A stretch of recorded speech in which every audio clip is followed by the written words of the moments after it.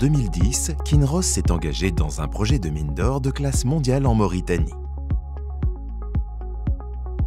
À l'époque, l'exploitation se concentrait sur le développement de gisements faciles d'accès, proches de la surface, et avait une capacité de traitement limitée à seulement 8000 tonnes de minerais par jour.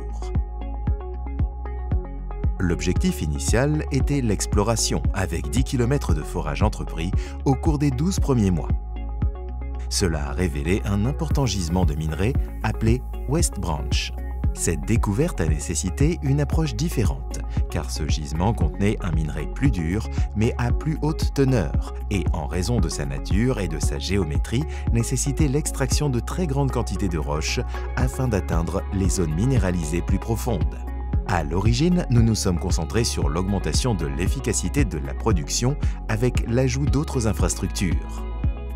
Une étude a été lancée qui s'est concentrée sur le bon dimensionnement de la capacité du procédé pour saisir la valeur et le vaste potentiel de cette importante ressource minérale au profit de toutes les parties prenantes. Cette étude s'est poursuivie tout au long de l'année 2012 et les travaux ont été poursuivis pour terminer les logements des employés, la centrale électrique, l'atelier des camions et d'autres installations. Les études de préfaisabilité ont identifié une série d'options d'expansion, mais en raison de la baisse des prix de l'or et d'autres facteurs, nous avons décidé de ne pas initier un projet de grande envergure, mais plutôt d'étudier une approche progressive, plus rentable, qui s'est poursuivie jusqu'en 2014, année où une nouvelle centrale électrique à faible coût a également été mise en service. Le circuit de concassage tertiaire a été amélioré, l'automatisation de l'alimentation du concasseur secondaire et une mise à niveau complète des convoyeurs ont été réalisés. Le plan d'expansion a avancé. En 2016, il a été décidé de procéder à la phase 1 de l'expansion, qui consistait à moderniser la capacité de broyage pour la porter à 12 000 tonnes par jour.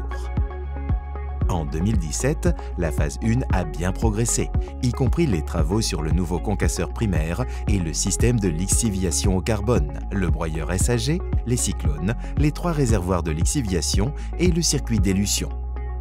Le projet de la phase 1 a été achevé, augmentant la capacité de broyage de l'usine, ce qui a permis d'accroître la production d'or.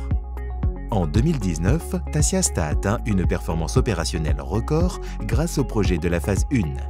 Une nouvelle opportunité de 24 000 tonnes par jour, nommée Projet 24K, a été également approuvée. 24K a bénéficié des connaissances en matière de conception et d'ingénierie acquises lors de l'exploration de la phase 1 de développement et intègre la flexibilité de la nouvelle usine. Les modifications du circuit de broyage, les nouvelles capacités de lixiviation et d'épaississement se sont poursuivies. Ces initiatives, y compris le démarrage d'une nouvelle centrale électrique de 40 MW, ont permis de prolonger la durée de vie de la mine jusqu'en 2033, tout en améliorant sa rentabilité à long terme. Tasiast devrait atteindre une production record en 2022.